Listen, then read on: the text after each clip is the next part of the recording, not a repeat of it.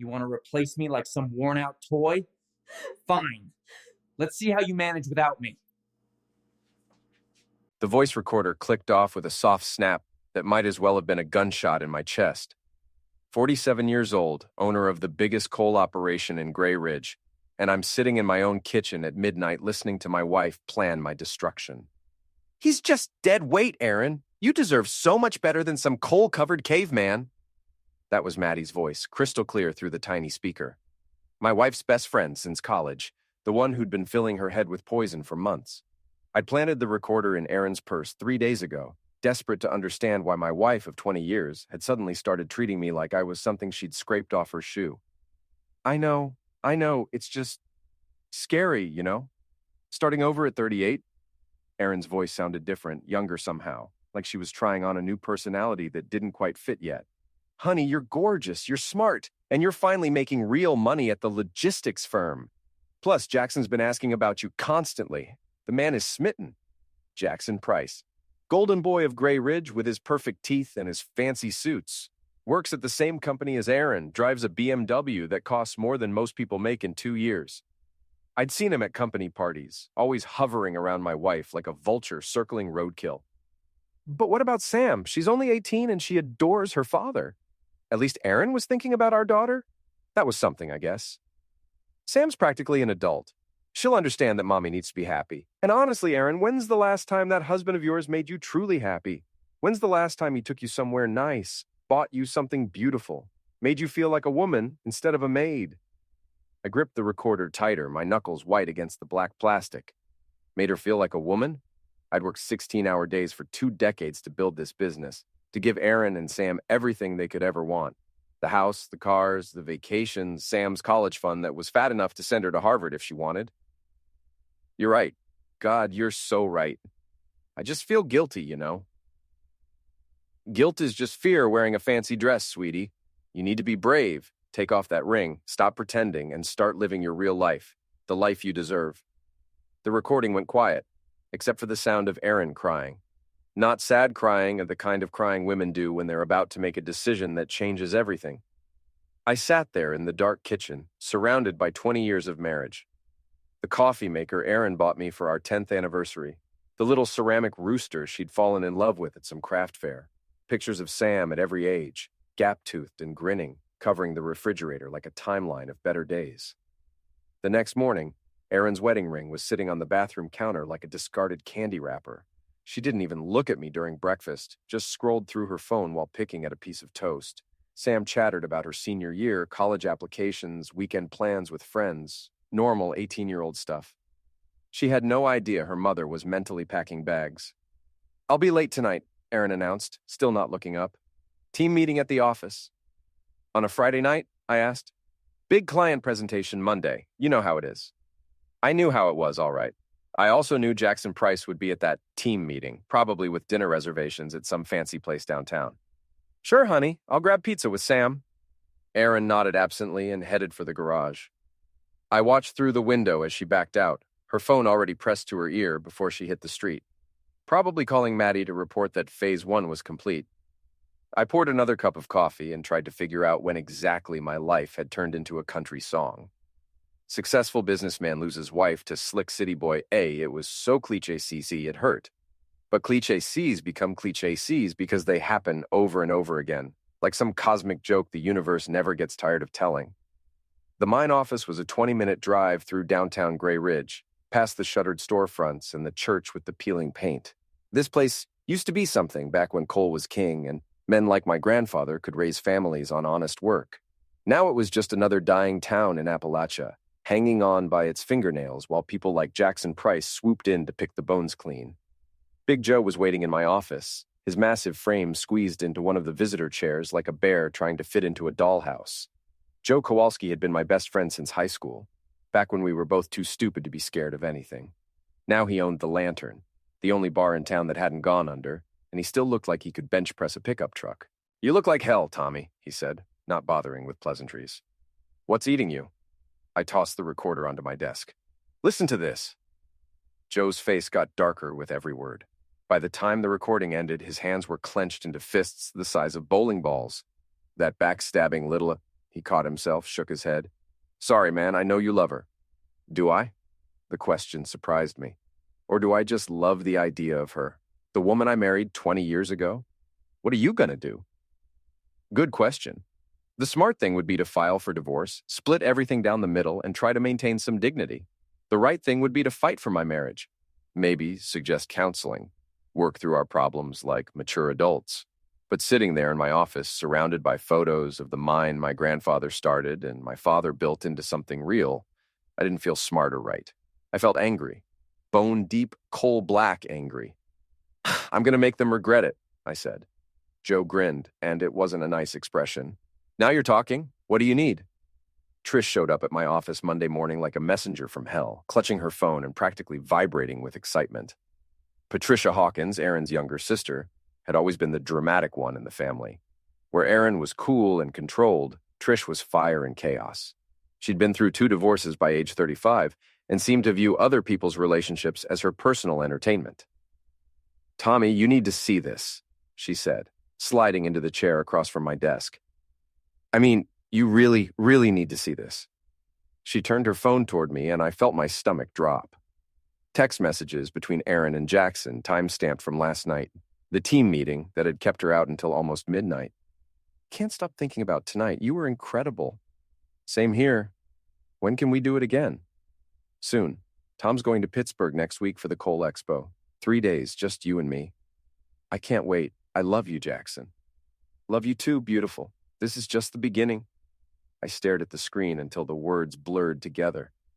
20 years of marriage, and my wife was texting another man about love. Not just Zexa, though, that was bad enough, but actual, honest-to-God love. Where did you get these? I asked. Trish's smile was sharp as a knife. Erin left her phone on the kitchen table when she was helping me move furniture yesterday. It buzzed, I glanced over, saw his name, and, well, curiosity killed the cat, right? Why are you showing me this? Because you're family, Tommy. Because I've watched my sister turn into someone I don't even recognize. And because Jackson Price is a snake who's been slithering around married women for years. That got my attention. What do you mean? He pulled the same routine with Karen Mills 2 years ago. Remember her? Married to that accountant, 2 kids. Jackson swept her off her feet, convinced her to leave her husband, then dumped her the minute the divorce was final. She moved to Cleveland, lost custody of her kids. Last I heard, she was waiting tables and living in a studio apartment. I leaned back in my chair, processing this information. Jackson Price, serial homewrecker. It made sense, actually. A guy like that, good-looking, smooth-talking, probably saw married women as the ultimate challenge. All the excitement of an affair without any of the commitment of a real relationship. So what's his game with Erin? Same as always. Make her feel special, convince her to blow up her life, then move on to the next sufferer. Except this time, he's probably eyeing your money, too. That logistics firm pays well, but not BMW and designer suits well. Jackson's got expensive tastes and a gambling problem. How do you know about the gambling? Trish's grin got wider. Because I may have gone on a few dates with him myself, back before he set his sights on my sister. The man can't resist a poker game, and he's terrible at it. Word is he owes some serious money to some serious people. I stared at the text messages again, seeing them in a whole new light. Jackson wasn't just stealing my wife, he was planning to steal my life. The house, the business, everything I'd built. And Erin was too blinded by middle-aged romance to see it coming. What do you want me to do with this? I asked. That's up to you. But if it were me, I'd make sure Jackson Price learned what happens when you mess with the wrong family. After Trish left, I sat in my office for a long time, staring out the window at the mine yards. Trucks rumbling back and forth, workers in hard hats and safety vests, the steady rhythm of honest labor. This was my world, the world my family had built over 3 generations, and some smooth-talking city boy thought he could just waltz in and take it all. My phone buzzed. Text from Erin. Working late again tonight. Don't wait up. I almost laughed. She wasn't even trying to be creative with her lies anymore. Probably figured I was too stupid or too trusting to catch on. The dumb coal miner covered in soot and ignorance while she played sophisticated games with sophisticated people.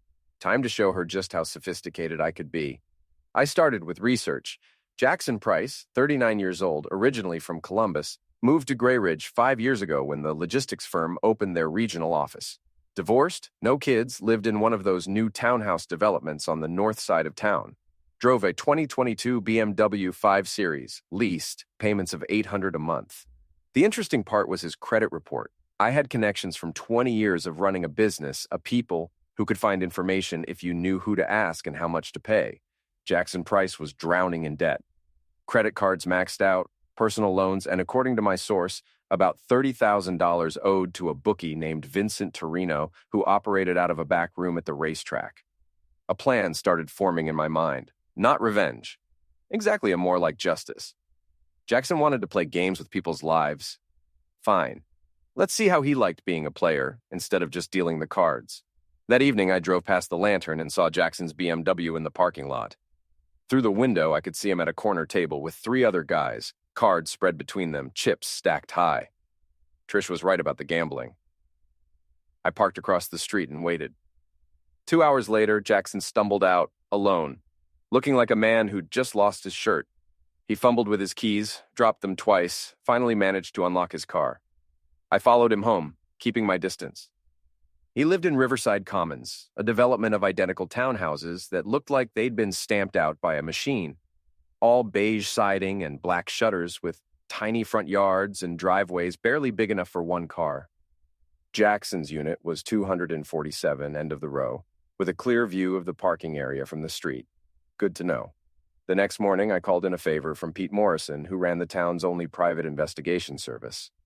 Pete was 70 years old and looked like a retired accountant, which made him perfect for surveillance work. Nobody ever suspected the old guy with the fishing hat and the crossword puzzle. I need you to follow someone, I told him. Document everything, times, locations, who he meets with, what he does. This about your wife? Pete asked. He'd known me since I was a kid. There weren't many secrets in a town like Gray Ridge. Among other things, you want photos? Everything you can get, but be careful. This guy's smart, and he's paranoid. Pete nodded. Smart and paranoid are the easiest ones to catch. They think they're so clever they forget to watch for old men with cameras. While Pete handled surveillance, I started working on Jackson's professional life. The logistics firm where he and Aaron worked had contracts with several local businesses, including mine. As a client, I had every right to request meetings, ask questions, even file complaints if I felt the service wasn't up to standard. I scheduled a meeting with Jackson's supervisor, a woman named Carol Henderson, who'd been running the regional office since it opened. Carol was all business, the kind of person who measured success in spreadsheets and quarterly reports. Mr. Mitchell, thank you for coming in. I understand you have some concerns about our service? A few things, I said, settling into the chair across from her desk. Nothing major, but I wanted to discuss them before they became problems. We talked for 20 minutes about shipping schedules and inventory management, routine business stuff. Then I steered the conversation toward personnel.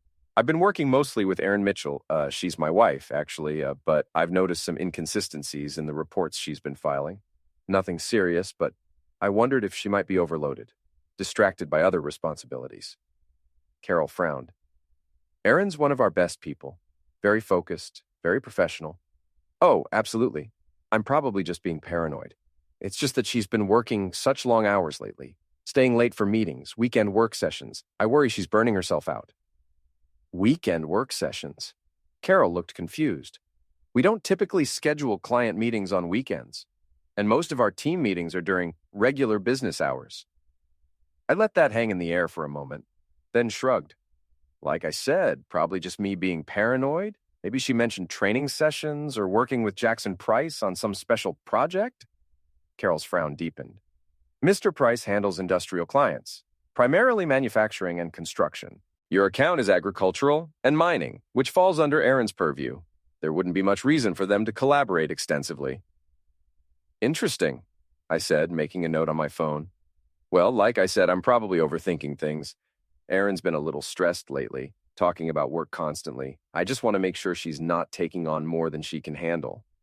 By the time I left Carol's office, I could see the wheels turning in her head. She'd be paying closer attention to Erin and Jackson now, watching for signs of the unprofessional relationship that was happening right under her nose. That evening, Pete called with his first report. Your boy's got a routine, he said. Coffee at Starbucks every morning at 7:30, always orders the same thing. Gets to work by 8:15, takes lunch at 12:30, usually at that sandwich place on Main Street. Leaves work around 5:30, hits the gym 3 times a week, plays poker at the Lantern every Tuesday and Friday. What about after hours? That's where it gets interesting. Yesterday he went straight home after work, but around 8 o'clock a silver Honda Civic pulled into his driveway. Woman got out, went inside, didn't leave until almost midnight. Aaron drove a silver Honda Civic. You get pictures? Clear as day. Want me to email them, or would you rather see them in person? Email's fine. What about tonight? Same routine so far. He's at the gym right now. Been there about an hour. I'm parked across the street, waiting to see where he goes next. After Pete hung up, I sat in my kitchen, looking around at the remnants of my marriage. Erin's coffee cup from this morning, still sitting in the sink. Her reading glasses on the counter next to a stack of mail. A grocery list in her handwriting, stuck to the refrigerator with a magnet Sam had made in second grade. 20 years of shared life. And she was throwing it all away for a guy who saw her as just another conquest. The worst part was, she probably thought she was being smart, sophisticated, modern, taking control of her life, following her heart, all those empowering clichés her friends had been feeding her. My phone buzzed. Text from Erin. Late meeting again. Don't wait up. Love you. Love you. She actually had the nerve to end her lie with love you. Probably while she was getting ready to drive to Jackson's townhouse for another night of betraying everything we'd built together. I texted back, love you too. Be safe. Because I did love her, even now. That was the hell of it. 20 years doesn't just disappear because your wife decides to have a midlife crisis. But love doesn't mean you have to be stupid. And it doesn't mean you have to let people walk all over you. Jackson Price wanted to play games? Fine. But he was about to learn that some games have higher stakes than others. The photos Pete emailed me were crystal clear, time-stamped, and devastating. Erin's Honda in Jackson's driveway. Aaron walking to his front door with an overnight bag. Jackson greeting her with a kiss that definitely wasn't professional.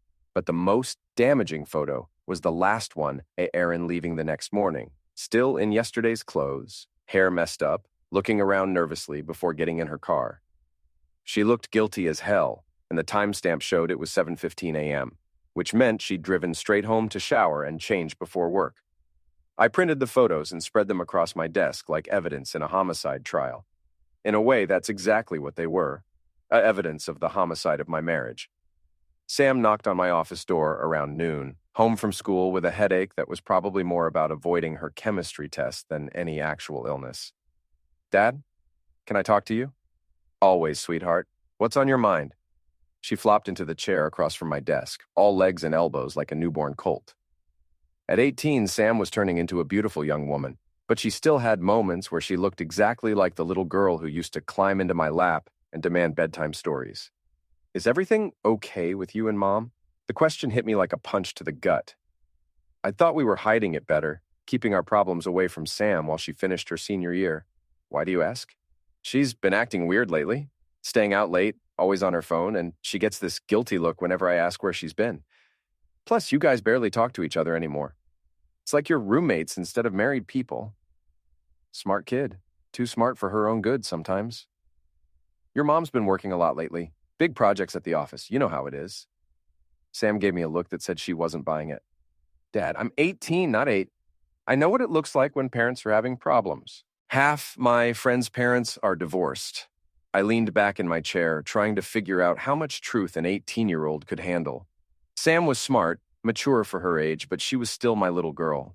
The last thing I wanted was to drag her into the middle of this mess. Your mom and I are going through a rough patch, I admitted, but we're trying to work it out. Is she having an affair? The blunt question knocked the wind out of me. Sam was watching my face carefully, reading my reaction like she was studying for a test. What makes you ask that? Because Trish asked me the same thing yesterday. She said Mom's been acting suspicious and there's some guy at work who's been paying her a lot of attention. Jackson something. Damn Trish and her big mouth. The last thing I needed was Sam getting pulled into this drama by her aunt's gossip. Your Aunt Trish likes to stir up trouble, I said carefully. She's been doing it since she was your age. So it's not true? I looked at my daughter, really looked at her, and saw a young woman who deserved honesty, even if the truth was ugly. She was going to college in the fall, starting her own adult life. She had a right to know what was happening to her family. I don't know for sure, I said finally, but I'm trying to find out. Sam nodded, like she'd expected that answer. What happens if it is true? I don't know that either, sweetheart. But whatever happens between your mom and me, it doesn't change how much we both love you. That will never change, no matter what.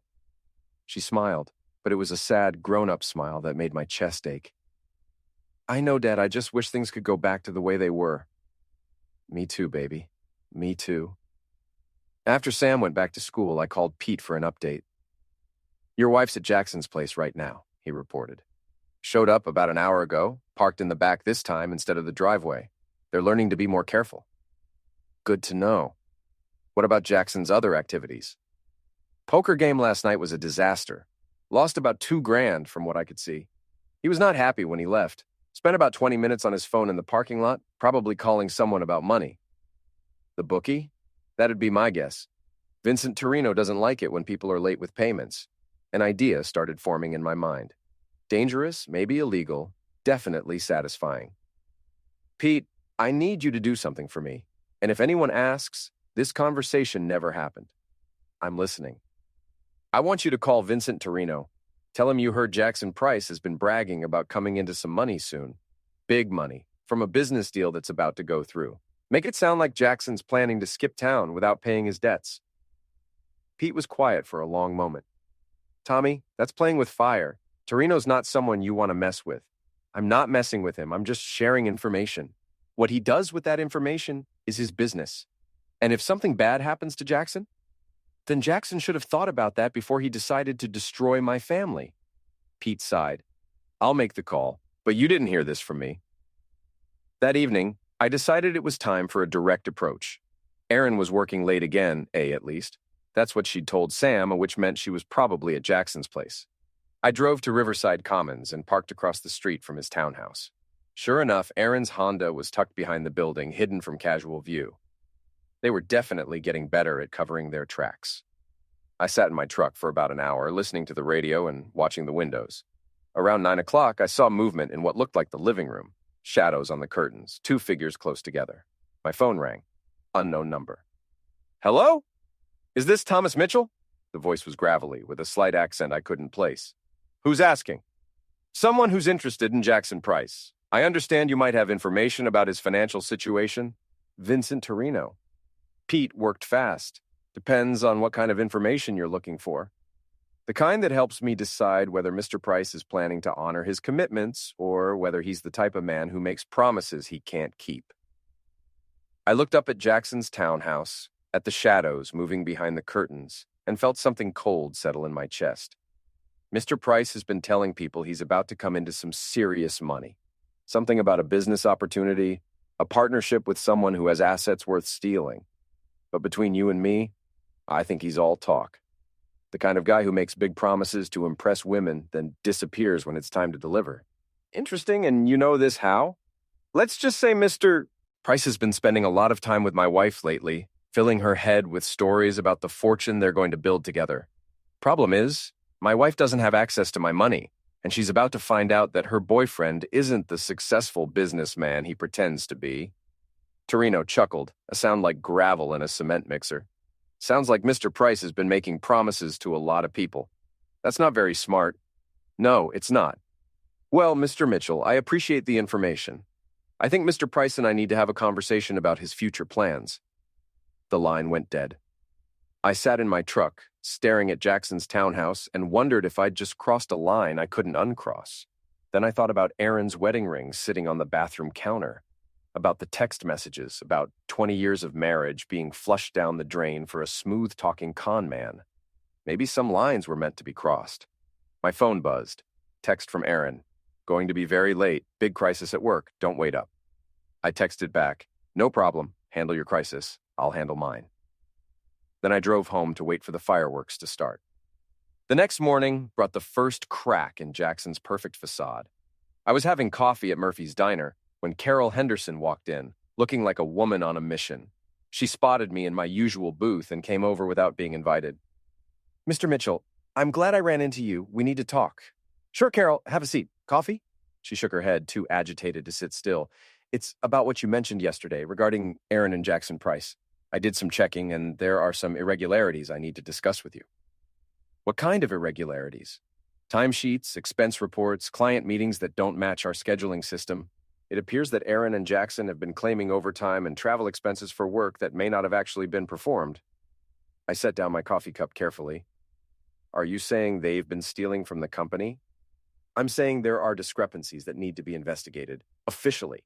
I've already contacted our corporate compliance department, and they're sending an auditor next week. Will Aaron and Jackson be suspended pending the investigation? That's standard procedure, yes. They'll be notified this afternoon. I nodded, trying to look concerned rather than satisfied. I appreciate you telling me, Carol. This is obviously a difficult situation, given that Erin's my wife. I understand, and I want you to know that whatever the investigation reveals, it won't affect our business relationship with your company. You've been a valued client for years. After Carol left, I sat in the diner for another hour, watching Gray Ridge wake up around me. The morning shift heading to work, kids walking to school, old-timers gathering for their daily coffee and gossip session. Normal life, continuing as usual, while my world fell apart and rebuilt itself into something completely different. My phone rang. Aaron, probably calling to tell me about the suspension before I heard it from someone else. Tommy? Something terrible has happened at work. She sounded genuinely upset, maybe even scared. For a moment, I almost felt sorry for her. What's wrong? There's been some kind of mix-up with the accounting department.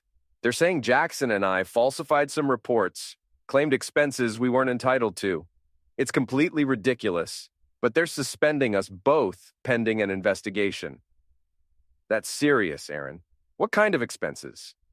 Overtime, travel costs, client entertainment, but it's all legitimate, I swear. We've been working so hard on the Consolidated Industries account, putting in extra hours, taking clients to dinner. Everything was approved by management. Consolidated Industries. I'd never heard of them, and I knew most of the major businesses in the region. Who's your contact at Consolidated? I asked. What? Why does that matter? Just curious. If they're such an important client, maybe I know them. Could put in a good word for you.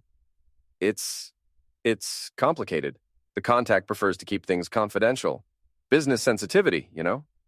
She was lying badly. Probably because Consolidated Industries didn't exist, except as a cover story for her affair with Jackson. Well, I'm sure it will all get sorted out, I said. These things usually do. I hope so. I might be home early today, if that's okay.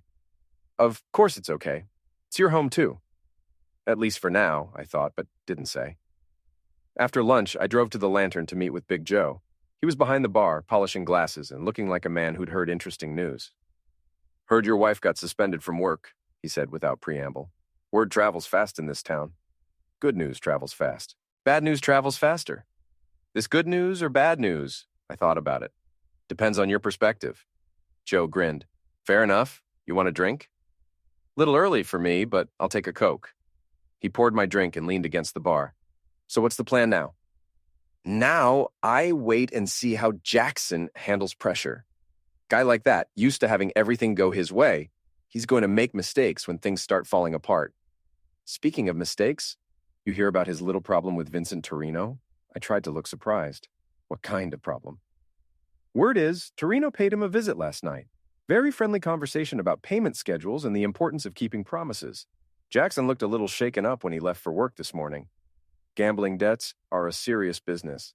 Very serious, especially when you owe 30 grand to a man who doesn't believe in payment plans. We were interrupted by the sound of screeching tires in the parking lot. Through the window, I could see Jackson's BMW parked at a crazy angle, like he'd been in a hurry to get inside. A moment later, Jackson himself burst through the door, looking like a man who'd seen a ghost. He spotted me immediately and headed straight for my table, his face flushed with anger. You son of a witch, he snarled. You did this, didn't you? I looked up at him calmly, taking a sip of my Coke. Did what, Jackson? The audit, the suspension, Torino? You think I don't know what's going on? I think you're having a bad day and looking for someone to blame. Maybe you should sit down, have a drink, calm down a little. Don't play dumb with me, Mitchell. I know exactly what kind of man you are. Small-town thug who thinks he can intimidate people with his coal mine connections and his redneck friends. Big Joe straightened up behind the bar, all 6'4", 250 pounds of him. You want to watch your mouth, pretty boy. This is a respectable establishment. Jackson glanced at Joe, then back at me. You can't stop what's happening, you know. Aaron doesn't love you anymore. She hasn't for years. She's just been going through the motions, waiting for someone better to come along. That one hit home, mostly because part of me wondered if it was true. Maybe so, I said. But at least I'm not a con man who preys on married women to pay off gambling debts. Jackson's face went white. I don't know what you're talking about. Sure you do. Vincent Torino explained it to me. Seems you've been telling people you're about to come into some serious money. Something about a business partnership with a wealthy widow. Except Erin's not a widow yet, and she doesn't have access to my money. So where exactly is this fortune you've been promising? You're insane. Am I? Because from where I sit, it looks like you targeted my wife specifically because you thought she was your ticket out of debt. Problem is, you didn't do your homework. Erin doesn't have any legal claim to my business assets, and after 20 years of marriage, I know exactly how to protect what's mine. Jackson looked around the bar, realizing that our conversation had attracted an audience. Half the town was probably here for lunch, and they were all listening to every word. This isn't over, he said, but his voice lacked conviction. You're right, I agreed. It's not. But it's going to end exactly the way I want it to end. The only question is how much it's going to cost you before you figure that out. Jackson stormed out, leaving his BMW's engine running in his haste to escape. Through the window, I watched him speed away, probably heading back to his townhouse to figure out his next move. Think he'll do something stupid? Joe asked. I'm counting on it. That evening, Erin was waiting for me when I got home from the mine. She was sitting at the kitchen table, still in her work clothes, looking like she'd been crying. We need to talk, she said. Okay, what about us? About what's been happening? About Jackson? Finally, after weeks of lies and deception, she was ready to have an honest conversation.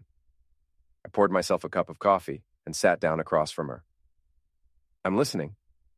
I know you know, she said quietly. About Jackson and me. I don't know how you found out, but I can see it in your eyes. You know. Yeah, I know.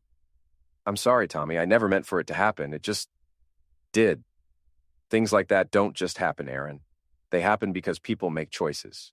You chose to have an affair. You chose to lie to me, to Sam, to everyone who cares about you. She started crying again, the kind of tears that come from guilt rather than sadness. I know. I know it was wrong, but I felt so trapped, so invisible, like I was just going through the motions of living instead of actually being alive. So you decided to blow up our marriage instead of talking to me about how you felt? Would you have listened? Really listened? Or would you have just told me to be grateful for what I had, like you always do? That stung because it was probably true. I wasn't good at emotional conversations, never had been. I showed love through actions of working hard, providing for my family, being dependable. But maybe that wasn't enough anymore. What do you want, Erin? A divorce?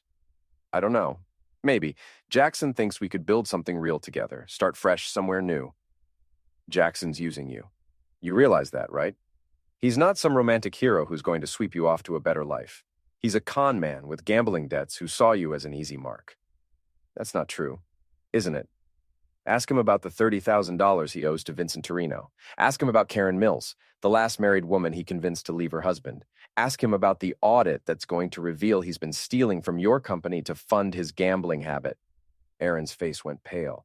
How do you know about the audit? Because I know everything, Erin. I know about the fake expense reports, the non-existent clients, the lies you've been telling everyone, including yourself. Jackson's not your ticket to a better life, but he's your ticket to prison. She stared at me, and I could see the doubt creeping in. Maybe for the first time, she was starting to question whether Jackson Price was everything he claimed to be. I need some time to think, she said finally. Take all the time you need. But understand this, if you choose him over our family, there's no coming back. I won't be here waiting when it all falls apart. She nodded and headed upstairs. I sat at the kitchen table, listening to her footsteps above me, and wondered if I'd just saved my marriage or destroyed it completely. Either way, there was no turning back now. The audit results came back faster than anyone expected. Corporate compliance didn't mess around when it came to potential fraud, especially when the evidence was as clear-cut as what they found in Jackson and Erin's files. Carol Henderson called me personally to deliver the news. Thomas, I wanted you to hear this from me before it becomes public knowledge. The investigation has concluded, and the findings are significant. I was in my office at the mine, watching the morning shift change through my window. Normal people doing honest work, earning their pay through sweat and effort. The contrast wasn't lost on me. How significant? Jackson Price has been terminated immediately, and we're referring the matter to law enforcement for potential criminal charges. The falsified expense reports, fictitious client accounts, and unauthorized overtime claims total just over $47,000. And Aaron? Carol's pause told me everything I needed to know. Erin's situation is more complicated. She was clearly involved in the scheme, but the evidence suggests she may have been manipulated by Jackson. We're offering her the option to resign rather than face termination, provided she agrees to make full restitution for her portion of the fraudulent claims. How much is her portion? Approximately $18,000. $18,000. More than most people in Gray Ridge made in 6 months, stolen to fund an affair that was supposed to lead to true love and financial freedom. What happens if she can't pay restitution? Then we pursue criminal charges against her as well.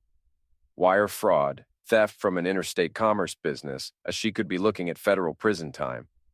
After Carol hung up, I sat in my office for a long time thinking about choices and consequences. Erin had made her bed, as the saying went. The question now was whether I was going to let her lie in it alone. My phone buzzed. Text from Pete. Jackson's at his townhouse, packing. Looks like he's getting ready to run. I texted back, keep watching. Let me know if he tries to leave town. Then I called Vincent Torino directly.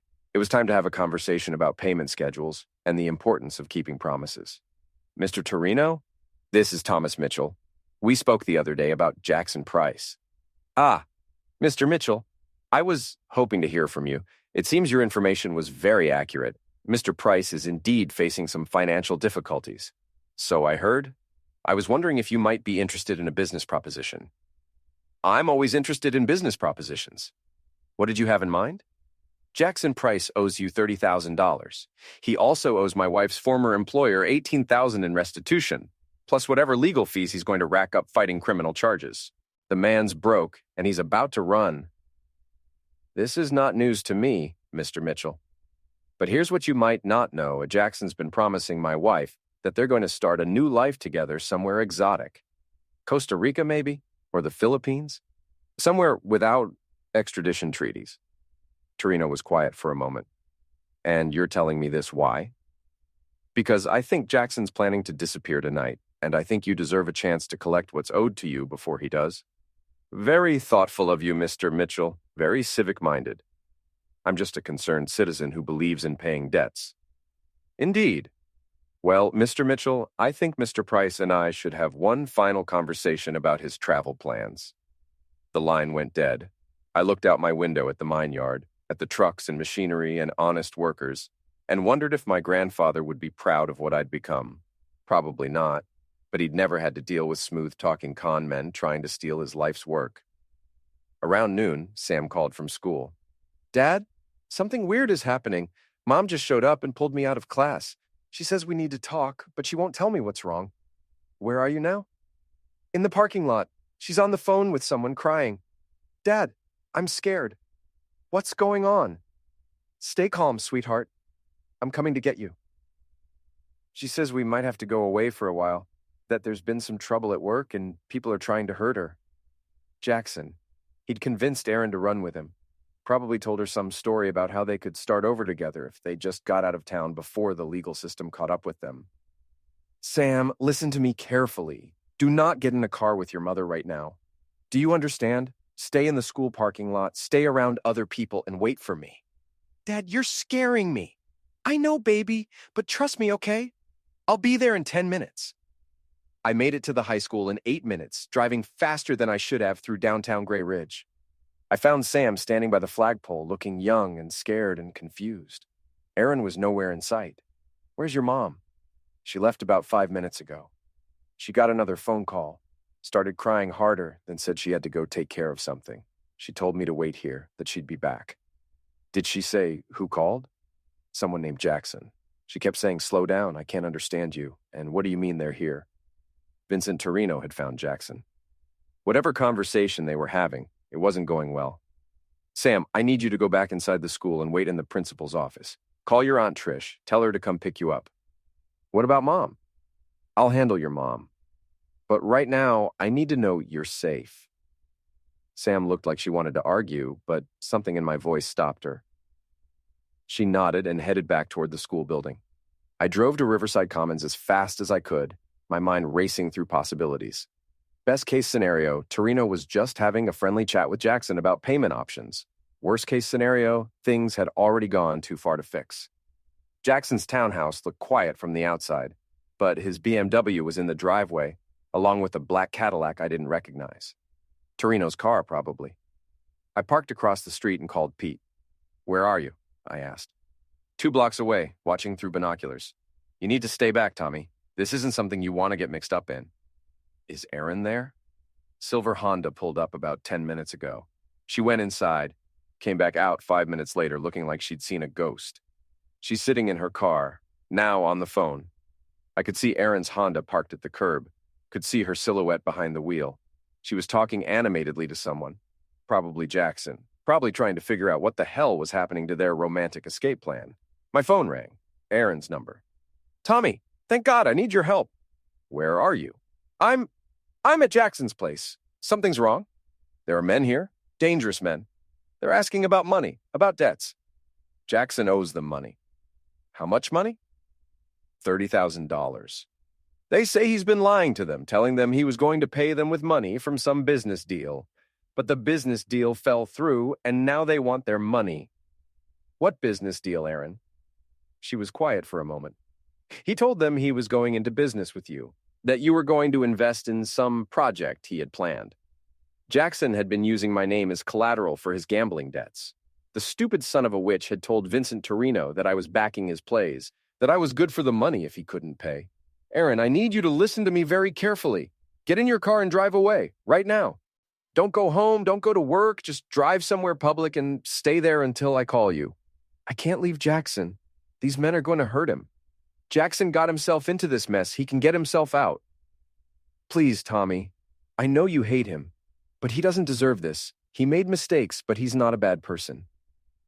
Even now, even after everything, she was still defending him, still believing his lies, still thinking he was some misunderstood romantic hero instead of a con man who dragged her into his criminal schemes. "Erin, Jackson stole almost $50,000 from your company. He's facing federal fraud charges. He owes money to dangerous people, and he's been using my name and reputation to buy himself time. He's not the man you think he is." "That's not true." "It is true, and if you don't get out of there right now, you're going to end up in the middle of something that destroys what's left of your life." Through my windshield, I could see movement in Jackson's front window. Shadows, figures moving around. Then I heard it of the sound of glass breaking, followed by shouting. "Erin? Erin, are you there?" The line was dead. Across the street, Erin's Honda was still parked at the curb, but I couldn't see her anymore. I was about to get out of my truck when my phone rang. Unknown number. "Mr. Mitchell? This is Vincent Torino. I think you and I need to have a face-to-face conversation." "About what?"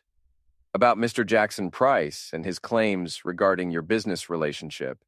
He seems to be under the impression that you're partners in some kind of venture, that you've promised to back his financial obligations. That's a lie." "I suspected as much, but I wanted to hear it from you directly. Are you willing to meet with me? Somewhere public, somewhere safe?" I looked across the street at Jackson's townhouse, at Erin's car, at the mess my life had become. "Murphy's Diner downtown, 20 minutes. I'll be there." I called Pete and told him to keep watching the townhouse, to call the police if things got violent. Then I drove to Murphy's Diner to have a conversation that would determine how this whole thing ended. Vincent Torino was exactly what I'd expected.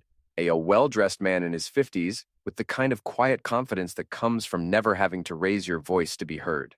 He was sitting in a back booth when I arrived, drinking coffee and reading a newspaper, like he didn't have a care in the world. "Mr. Mitchell, thank you for coming." I slid into the seat across from him. "Let's get one thing straight. I've never had any business relationship with Jackson Price. I've never promised to back his debts, and I've never authorized him to use my name as collateral for anything." Torino nodded. "That's what I thought. Mr. Price has a tendency to exaggerate his connections when he's under pressure. What happens now?" "Now, Mr. Price and I come to an understanding about his obligations. He owes me $30,000, plus interest. He's going to pay it one way or another. And my wife? Your wife is not my concern, Mr. Mitchell. She made her own choices, just as Mr. Price made his. I thought about Erin, sitting in her car outside Jackson's townhouse, still believing in fairy tales and happy endings, still thinking she could save a man who'd been lying to her from day one. What if I made you an offer? I said. Torino raised an eyebrow. What kind of offer? Jackson Price destroyed my marriage, stole from my wife's employer, and used my name to buy himself time with his gambling debts. I want him gone out of town, out of our lives, permanently. And I'll pay his debt, $30,000 cash today. In return, you make sure he understands that Gray Ridge is no longer a healthy place for him to live. Torino smiled, and it wasn't entirely pleasant. That's a generous offer, Mr. Mitchell, but why would you pay another man's debts? Because it's cheaper than a divorce lawyer, and it guarantees the result I want. Jackson disappears, my wife comes home, and everyone moves on with their lives. And if your wife doesn't want to come home, if she chooses to follow Mr. Price wherever he goes. I thought about that possibility, about Erin choosing Jackson even after everything that had happened. Then at least I'll know I did everything I could to save my marriage. Torino finished his coffee and stood up. $30,000 cash within the hour. And Mr. Mitchell, this conversation never happened. Understood. As I drove to the bank to withdraw $30,000 from my business account, I thought about the choices that had brought me to this moment. A year ago, I'd been a successful businessman with a stable marriage and a daughter heading to college. Now I was paying off a bookie to make my wife's lover disappear. But sometimes that's what love looks like. Not flowers and poetry and romantic gestures, but hard choices and ugly compromises and paying whatever price is necessary to protect the people who matter most. Even when they don't deserve it. Even when they don't want to be protected. Even when they'll probably never understand what you sacrificed for them. The bank manager looked concerned when I requested $30,000 in cash, but 40 years of business relationships and a spotless credit history opened doors that might have stayed closed for other people. Within an hour, I was driving back to Riverside Commons with more money than most people saw in a year, stuffed into a gym bag on my passenger seat.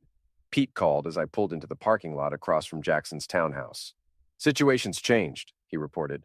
The black Cadillac left about 20 minutes ago. Jackson came out right after, threw some bags in his BMW, and took off like his tail was on fire. What about Erin? Still sitting in her Honda, still on the phone? Looks like she's crying. I could see her car from where I parked. Could see her silhouette hunched over the steering wheel. 20 years of marriage, and it had come to this, and my wife crying in a car outside her lover's empty house while I paid his gambling debts to make him disappear. My phone buzzed. Text from an unknown number.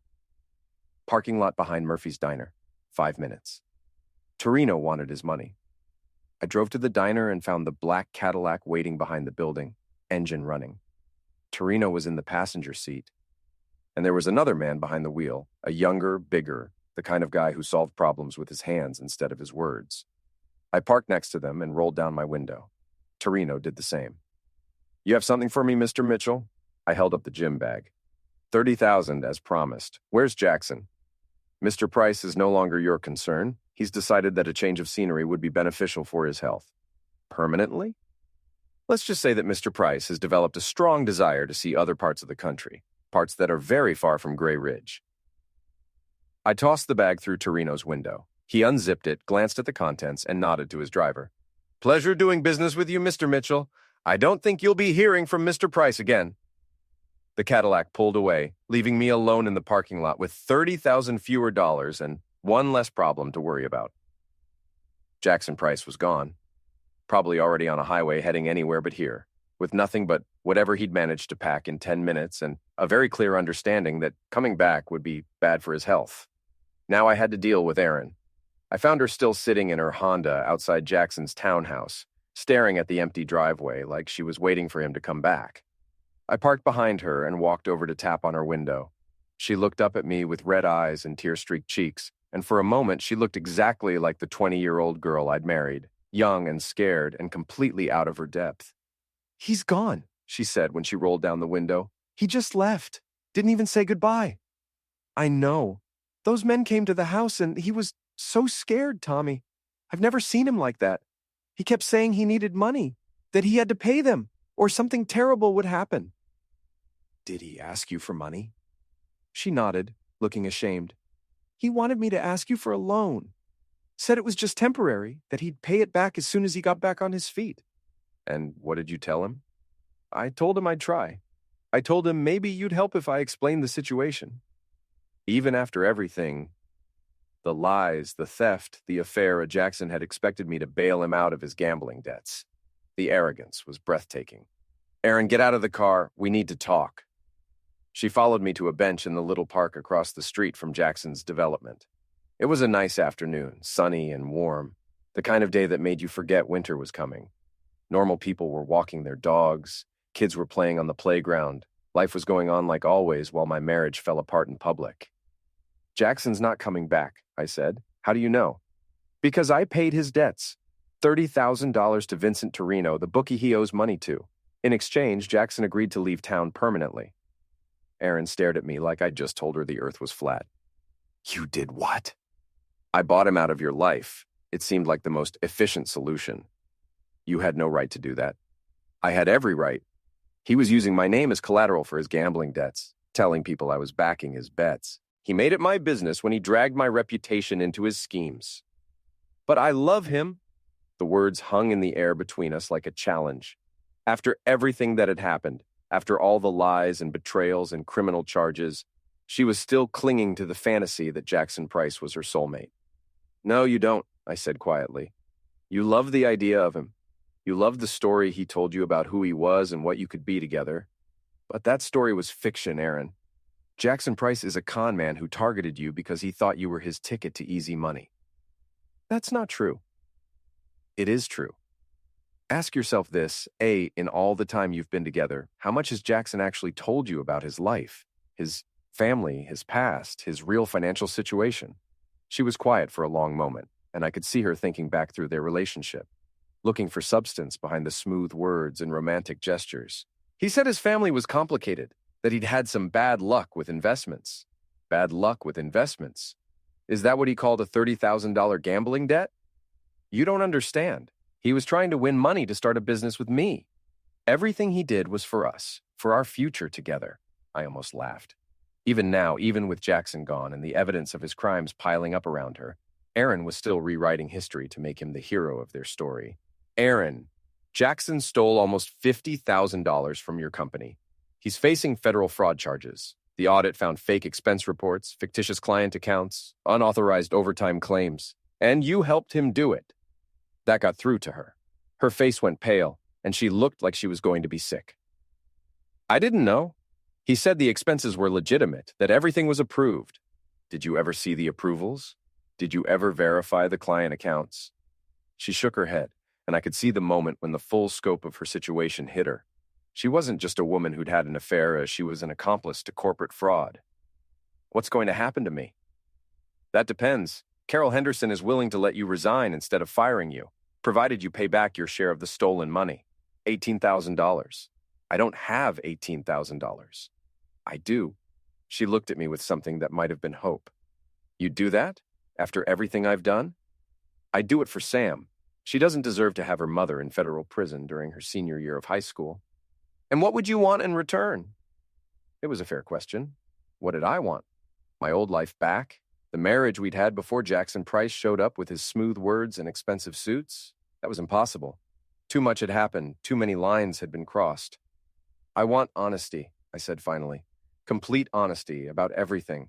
The affair, the money, what you were planning to do with Jackson, what you really want from your life. And if I'm honest, if I tell you everything, then we figure out what comes next. Maybe we try to rebuild our marriage. Maybe we get divorced but stay friends for Sam's sake. Maybe something else entirely. But whatever we do it based on truth instead of lies. Aaron was crying again, but these were different tears. Not the desperate tears of a woman watching her fantasy collapse, but the exhausted tears of someone who'd been carrying too many secrets for too long. I was so unhappy, Tommy. Not with you exactly, but with my life. I felt like I was disappearing, like I was just going through the motions of being alive. And Jackson made me feel special, important, like I mattered. You do matter. You've always mattered. But not in the way Jackson made me feel. With him, I felt like a woman instead of just a wife and mother. I felt desired, exciting, worth pursuing. I thought about that, about the difference between being loved and being desired, between being appreciated and being pursued.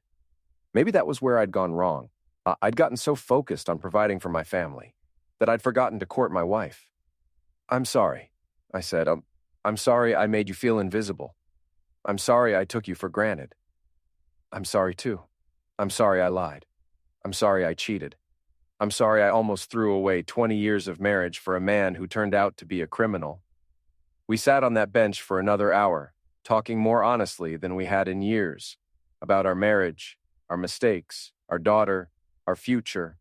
It wasn't a fairy tale reconciliation, too much damage had been done for that. But it was a start. "What happens now?"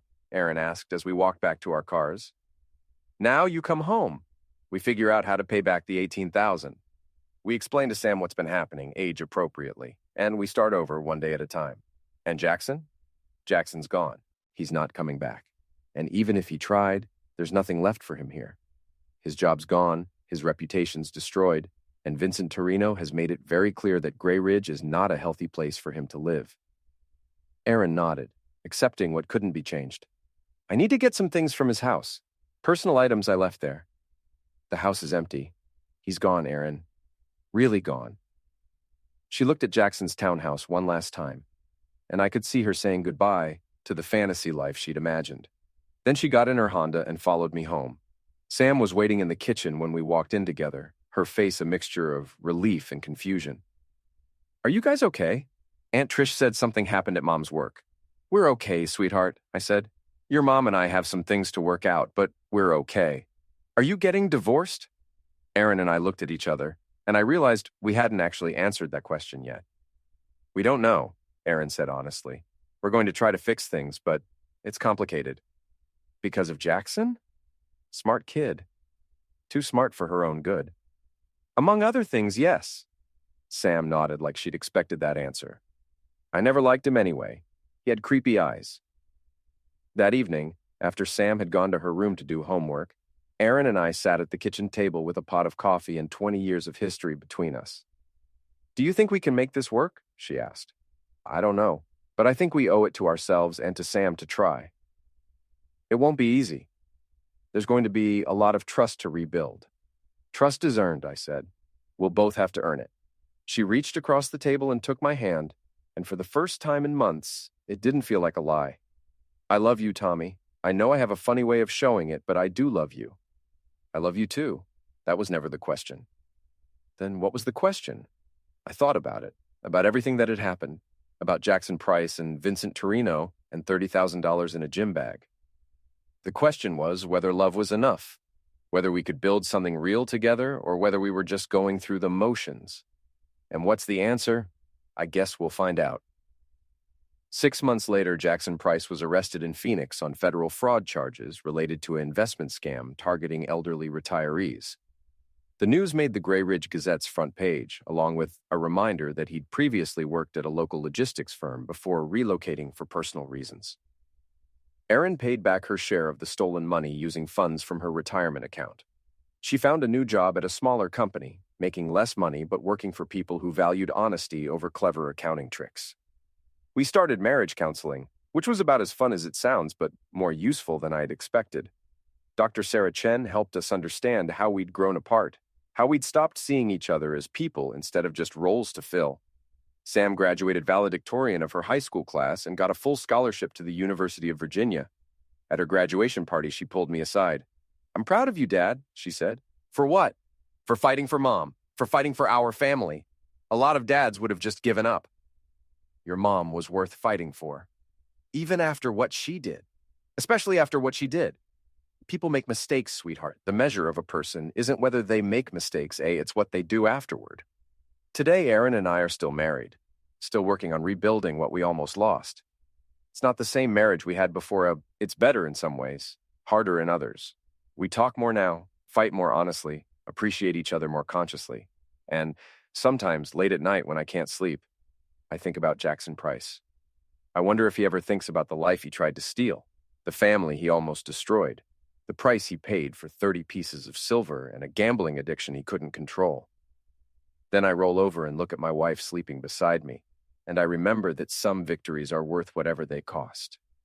Even if the cost is $30,000, and the knowledge that sometimes the only way to save something is to be willing to destroy everything that threatens it.